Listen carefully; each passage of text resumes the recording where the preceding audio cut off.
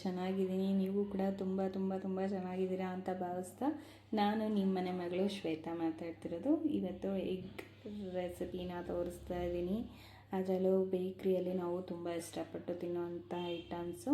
ಅದಕ್ಕೆ ಏನೇನು ಬೇಕು ಅಂತ ನೋಡೋದಾದರೆ, ಈರುಳ್ಳಿ ನಾನು ಉದ್ದುದಕ್ಕೆ ಚಿಕ್ಕ ಚಿಕ್ಕದಾಗಿ ಹೆಚ್ಚಿಟ್ಕೊಂಡಿದ್ದೀನಿ.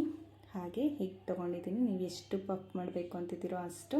ಹಾಗೆ ಸ್ವಲ್ಪ ಸೋಂಪು, ವೈನ್ಕಾಳು, ಹಾಗೆ ಕರಿಬೇವು, ರುಚಿಗೆ ತಕ್ಕಷ್ಟು ಉಪ್ಪು, ಖಾರದ ಪುಡಿ, ಹಾಗೆ coriander powder, garam masala powder, ಹಾಗೆ ಸೊಪ್ಪು, ಕೊತ್ತಂಬರಿ ಸೊಪ್ಪು. ಫಸ್ಟು ಹಿಟ್ಟನ್ನು ಬೇಯಿಸ್ಕೊಳಕ್ಕಿಡೋಣ. ಇಟ್ಬಿಟ್ಟು ನಾನು ಫಸ್ಟು ಹಿಟ್ಟನ್ನು ಕಲಸಿ ಒಂದು ಸೈಡಿಗೆ ಇಟ್ಕೊತಾ ಇದ್ದೀನಿ. ಒಂದು 2 ಟೇಬಲ್ ಸ್ಪೂನಷ್ಟು ಮೈದಾನ ತೊಗೊಂಡಿದ್ದೀನಿ. ಅದಕ್ಕೆ ಸ್ವಲ್ಪ ಉಪ್ಪು ಮತ್ತು ಸ್ವಲ್ಪ ಮೈದಾನ ಹಾಕಿಬಿಟ್ಟು ಚೆನ್ನಾಗಿ ಮಿಕ್ಸ್ ಮಾಡ್ಕೊಳ್ಳೋಣ. ಆಮೇಲೆ ಅದಕ್ಕೊಂದು ಸ್ವಲ್ಪ ನೀರನ್ನು ಬೆರಗಿಸಿ ಚೆನ್ನಾಗಿ ಮಿಕ್ಸ್ ಮಾಡಿ ರೆಸ್ಟ್ ಮಾಡೋಕ್ಕೆ ಬಿಡೋಣ ಅದನ್ನು. ಸೊ ಚೆನ್ನಾಗಾಗತ್ತೆ ಒಂದು ಸ್ವಲ್ಪ ಹೊತ್ತು ನೆಂದ್ಕೊಂಡ್ರೆ ಅಂತ. ಈಗ ಒಂದು ಬಾಣಲಿಗೆ ಒಂದು 2 to 3 ಟೇಬಲ್ ಸ್ಪೂನಷ್ಟು ಆಯಿಲನ್ನು ಹಾಕ್ಕೊಂಡು ಒಗ್ಗರಣೆಗೆ ಬೇಕಾಗಿರೋ ಅಂಥದ್ದು ನಾನು ಸ್ವಲ್ಪ ವೈನ್ಕಾಳು ಹಾಕ್ತಾಯಿದ್ದೀನಿ. ವೈನ್ಕಾಳು ಮತ್ತು ಸೋಂಪು, ಏಕೆಂದರೆ ಸ್ವಲ್ಪ ಸ್ಮೆಲ್ ಅದರದ್ದು ಘಮ ತುಂಬ ಚೆನ್ನಾಗಿರುತ್ತೆ ಅಂತ ಹೇಳಿಬಿಟ್ಟು. ಆಮೇಲೆ ಈರುಳ್ಳಿನ ಎಷ್ಟು ಸಣ್ಣದಾಗುತ್ತೋ ಅಷ್ಟು ಸಣ್ಣಕ್ಕೆ ಉದ್ದುದ್ದಕ್ಕೆ ಹೆಚ್ಚಿ ಇಟ್ಕೊಂಡಿದ್ದೀನಿ. ಇದನ್ನು ಫ್ರೈ ಮಾಡ್ಕೊಳ್ಳೋಣ. ಸ್ವಲ್ಪ ಕೆಂಪು ಬರೋವರೆಗೂ, ಈರುಳ್ಳಿ ನೀರು ಉಡ್ಕೊಳೋವರೆಗೂ ಸ್ವಲ್ಪ ಹಂಗೆ ಬಾಡಿಸ್ಕೊಳ್ಳೋಣ. ಈಗ ಖಾರ ರುಚಿಗೆ ತಕ್ಕಷ್ಟು ಹಾಕ್ಕೊಳ್ತಾ ಇದ್ದೀನಿ. ನೀವು ಸ್ಪೈಸಿ ತುಂಬ ಇಷ್ಟಪಡ್ತೀರಾ ಅಂದರೆ ಸ್ವಲ್ಪ ಜಾಸ್ತಿ ಹಾಕ್ಕೋಬೋದು. ಹಾಗೆ ಕೊರಿಯಾಂಡರ್ ಪೌಡರು, ರುಚಿಗೆ ತಕ್ಕಷ್ಟು ಉಪ್ಪು, ಗರಂ ಮಸಾಲ ಪೌಡರು. ನಿಮಗೆ ಮತ್ತೆ ಯಾವುದಾದ್ರೂ ಫ್ಲೇವರ್ ಇಷ್ಟ ಆಗುತ್ತೆ ಅಂತಂದರೆ ಆ್ಯಡ್ ಮಾಡ್ಕೋಬೋದು. ಈಗ ಇದನ್ನೆಲ್ಲ ಒಂದು ಕ್ವಿಕ್ ಮಿಕ್ಸ್ ಕೊಟ್ಬಿಟ್ಟು ಅದಕ್ಕೆ ಮತ್ತೆ ನಾನು ಚಿಕ್ಕದಾಗಿ ಹೆಚ್ಚಿಟ್ಕೊಂಡಿರೋ ಅಂಥ ಕೊತ್ತಂಬರಿ ಸೊಪ್ಪನ್ನು ಮಿಕ್ಸ್ ಮಾಡಿ ಒಂದು ರೌಂಡ್ ಇದು ಮಾಡ್ತಾಯಿದ್ದೀನಿ. ಈಗ ಎಗ್ಗು ಕೂಡ ಬೆಂದಿದೆ. ಅದು ತಣ್ಣಗಾಗೋಷ್ಟೊತ್ತಿಗೆ ನಾವು ಎಗ್ಗನ್ನೆಲ್ಲ ಬಿಡಿಸ್ಕೊಳ್ಳೋಣ. ನಿಮಗೆ ಎಷ್ಟು ಮಾಡಬೇಕು ಅಂತ ಅಂದ್ಕೊಂಡಿದ್ದೀರೋ ಅಷ್ಟು ಎಗ್ಗನ್ನು ತಗೊಳ್ಳಿ. ಅಂದರೆ ಎಷ್ಟು ಪೀಸಸ್ ಮಾಡಬೇಕು ಅಂತ ಇದ್ದೀರಾ ಅಂತೇಳಿ. ನಾವು 2 ಪಫ್ ಮಾಡಬೇಕು ಅಂತ ಅಂದ್ಕೊಂಡ್ರೆ ಒಂದೇ ಎಗ್ ಸಾಕಾಗತ್ತೆ. ಅಥವಾ ಫುಲ್ ಎಗ್ದು ಮಾಡಬೇಕು, ಹಾಫ್ ಎಗ್ದು ಮಾಡಬೇಕಾ ಅಂತೇಳಿ ಡಿಸೈಡ್ ಮಾಡಿಕೊಂಡು ಎಗ್ಗನ್ನು ಬೇಯಿಸ್ಕೊಳ್ಳಿ.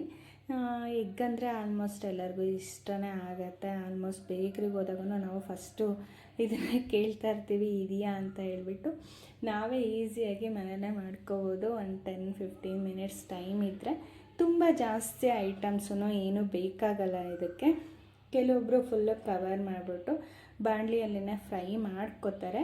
ಹೇಗೆ ಬೇಕಾದರೂ ಮಾಡ್ಕೋಬೋದು. ನಿಮ್ಮ ಅನುಕೂಲಕ್ಕೆ ತಕ್ಕಾಗೆ ರೆಡಿ ಮಾಡ್ಕೋಬೋದು.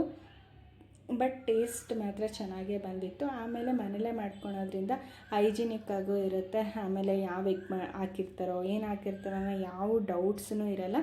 ಮಕ್ಳಿಗೆ ಕೊಡೋಕ್ಕೂ ಕೂಡ ನಮಗೆ ಖುಷಿ ಆಗುತ್ತೆ. ಯಾಕಂದರೆ ನಾವೇ ಮನೇಲಿ ಮಾಡಿದ್ರಿಂದ ಅದರಲ್ಲಿ ಏನೂ ಪ್ರಿಸರ್ವೇಟಿವ್ಸ್ ಐಟಮ್ಸ್ ಆಗಲಿ ಅಥವಾ ಬೇರೆ ಏನು ಹೈಜಿನಿಕ್ಕಾಗಿ ಮನೇಲೇ ಪ್ರಿಪೇರ್ ಮಾಡಿರ್ತೀವಿ ಅನ್ನೋ ಒಂದು ಸ್ಯಾಟಿಸ್ಫೈ ಇರುತ್ತೆ ಅಲ್ವಾ. ಯಾವ ರೀತಿ ಎಗ್ ಬೇಯಿಸಿರ್ತಾರೋ ಹೇಗೋ ಏನು ಈ ಡೌಟ್ಸ್ ಇದ್ದೇ ಇರುತ್ತೆ ಹೊರಗಡೆ ಫುಡ್ ಕೊಡ್ತೀವಿ ಅಂತ ಅಂದಾಗ. ಈಗ ಹಿಟ್ಟು ಕೂಡ ರೆಡಿ ಆಗಿದೆ. ನಾನು ಎಗ್ಗು ಎಲ್ಲ ರೆಡಿ ಮಾಡ್ಕೊಂಡು ಒಂದು ಸೈಡಲ್ಲಿ ಇಟ್ಕೊಂಡಿದ್ದೀನಿ. ಈಗ ಇದನ್ನು ಸ್ವಲ್ಪ ಉಜ್ಕೊಂಡು 4 ಸೈಡು ಕಟ್ ಮಾಡ್ಕೊಳ್ಳೋಣ. ಆ್ಯಕ್ಚುಲಿ ಪಫ್ದೇ ಬೇಕು ಅಂದರೆ ಶಾಪಲ್ಲಿ ಸಿಗುತ್ತಂತೆ. ಈಗ ಪಿಜ್ಜಾದೆಲ್ಲ ಬೇಸ್ ಹೆಂಗೆ ಸಿಗುತ್ತೋ ಆ ಥರ ಪಫ್ ಬೇಸ್ ಅಂತ ಸಿಗುತ್ತಂತೆ. ಆ ಥರ ಏನಾದರೂ ತೊಗೊಂಬಂದು ಮಾಡ್ಕೊತೀವಿ ಅಂದರೆ ಮಾಡ್ಕೋಬೋದು. ಇಲ್ಲ ಮನೇಲೇ ಈ ಥರ ಮೈದಾದಲ್ಲಿ ಪ್ರಿಪೇರ್ ಮಾಡ್ಕೊತೀವಿ ಅಂದ್ರೂ ಮಾಡ್ಕೋಬೋದು. ನಿಮ್ಮ ಅನುಕೂಲಕ್ಕೆ ಪ್ರಿಪೇರ್ ಮಾಡ್ಕೊಳ್ಳಿ. ಇದನ್ನು ಲೇಯರ್ ಆಗಿ ಮಾಡಿಕೊಂಡ್ರೆ ಇನ್ನೂ ಚೆನ್ನಾಗಿ ಬರುತ್ತೆ ಪಫು. ನಾನಿಲ್ಲಿ ಒಂದೇ ಲೇಯರ್ ಹಾಕ್ಕೊತಿದ್ದೀನಿ. ನಿಮಗೆ ಯಾವ ಥರ ಬೇಕು ಅಂತಂದರೆ ಆ ಥರ ಪ್ರಿಪೇರ್ ಮಾಡ್ಕೊಳ್ಳಿ. ಈಗ ಎಲ್ಲ ರೆಡಿ ಆಗಿದೆ. ಇದಕ್ಕೆ ನಾನು ಆಲ್ರೆಡಿ ಒಗ್ಗರಣೆ ಹಾಕಿ ಇಟ್ಕೊಂಡಿರೋಂಥ ಈರುಳ್ಳಿನ ಹಾಕ್ತಾಯಿದ್ದೀನಿ. ಅದ್ರ ಮೇಲೆ ನಾನು ಎಗ್ಗನ್ನು ಪ್ಲೇಸ್ ಮಾಡ್ತಾಯಿದ್ದೀನಿ. ಎಗ್ಗನ್ನು ಪ್ಲೇಸ್ ಮಾಡಿ ಅದ್ರ ಮೇಲೆ ಮತ್ತೆ ಇನ್ನೊಂದು ಸ್ವಲ್ಪ ಹಾಕ್ಕೊಂಡು ಕ್ಲೋಸ್ ಮಾಡ್ಕೊತಾ ಇದ್ದೀನಿ. ಕ್ಲೋಸ್ ಮಾಡ್ಕೊಳಕ್ಕೆ ನಾನು ಇಲ್ಲಿ ಇನ್ನೊಂದು ಎಗ್ಗನ್ನು ತಗೊಂಡು ಅದನ್ನು ಚೆನ್ನಾಗಿ ಮಿಕ್ಸ್ ಮಾಡಿಬಿಟ್ಟು ಅದನ್ನು ಸೈಡಿಗೆ ಹಚ್ಕೊಂಡು ಕ್ಲೋಸ್ ಮಾಡ್ಕೊತಾ ಇದ್ದೀನಿ. ಈ ಥರ ಮಾಡ್ಕೊಳೋದ್ರಿಂದ ಚೆನ್ನಾಗಿ ಅನಿಸುತ್ತೆ. ಮತ್ತು ಅದೇ ಫ್ಲೇವರಲ್ಲಿ ಇರೋದ್ರಿಂದ ಕೆಲವೊಬ್ಬರು ಹಾಲೆಲ್ಲ ಹಚ್ಕೊಂಡು ಫಿಲ್ ಮಾಡ್ಕೊಂಡ್ಬಿಡ್ತಾರೆ. ಆ ಥರ ಮಾಡ್ಕೊಬೇಡಿ, ಎಗ್ಗಿಂದನೇ ಫಿಲ್ ಮಾಡ್ಕೊಳ್ಳಿ, ಚೆನ್ನಾಗಿರುತ್ತೆ.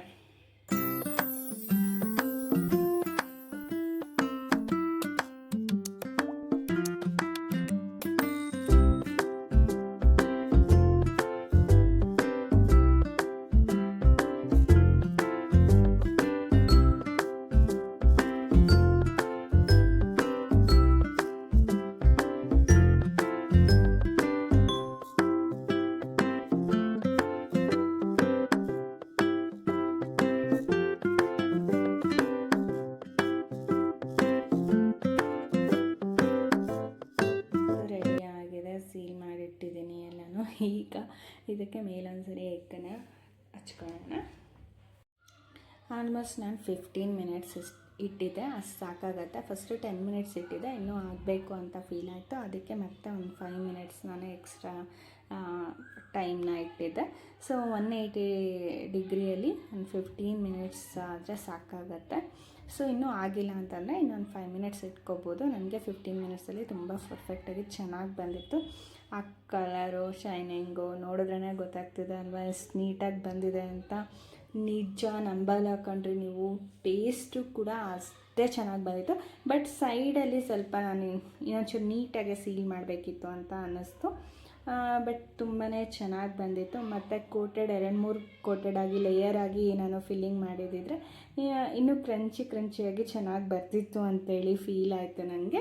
ಸೊ ನೀವು ಮನೇಲಿ ಟ್ರೈ ಮಾಡೋದಾದರೆ ಇನ್ನೂ 2 ಕೋಟ್ ಸೀಲಿಂಗ್ನ ಜಾಸ್ತಿ ಹಾಕಿ ಟ್ರೈ ಮಾಡಿ ನೋಡಿ, ಟೇಸ್ಟ್ ಹೇಗೆ ಬಂದಿತ್ತು ಅಂತ ಕಮೆಂಟಲ್ಲಿ ತಿಳಿಸೋದನ್ನ ಮರಿಬೇಡಿ. ಹಾಗೆ ನಿಮ್ಮ ಫ್ರೆಂಡ್ಸ್ ಆ್ಯಂಡ್ ಫ್ಯಾಮಿಲಿ ಮೆಂಬರ್ಸಿಗೆ ಯಾರಿಗೆ ಪಫ್ ಅಂದರೆ ತುಂಬಾ ಇಷ್ಟನೋ ಅಥವಾ ಎಗ್ ರೆಸಿಪಿ ಇಷ್ಟಪಡ್ತಾರೋ ಅವರಿಗೆ ಈ ವಿಡಿಯೋನ ಶೇರ್ ಮಾಡೋದನ್ನ ಖಂಡಿತ ಮರೆಯಲ್ಲ. ಸೊ ಇನ್ಯಾಕೆ ತಡ, ಇದೇ ರೀತಿ ಈಸಿ ಆ್ಯಂಡ್ ಕ್ವಿಕ್ ರೆಸಿಪಿಗೋಸ್ಕರ ನನ್ನ ಚಾನಲ್ನ ಈಗಲೇ ಸಬ್ಸ್ಕ್ರೈಬ್ ಮಾಡ್ಕೊಳ್ಳಿ. ಮತ್ತೆ ಸಿಗೋಣ ನೆಕ್ಸ್ಟ್ ಬ್ಲಾಗಲ್ಲಿ. ಅಲ್ಲಿವರೆಗೂ ಟೇಕ್ ಕೇರ್, ಸ್ಟೇ ಸೇಫ್ ಅಂತ ಹೇಳ್ತಾ ಹೋಗೋಕ್ಕಿಂತ ಮುಂಚೆ ಇನ್ನೊಂದು ವಿಷಯ, ನಿಮಗೆ ನೆಕ್ಸ್ಟ್ ಯಾವ ರೆಸಿಪಿ ಬೇಕು ಅಂತ ಕಮೆಂಟಲ್ಲಿ ತಿಳಿಸಿ, ಅದನ್ನೇ ಮಾಡೋ ಪ್ರಯತ್ನ ಪಡ್ತೀನಿ. ಅಲ್ಲಿವರೆಗೂ ಬಾಯ್.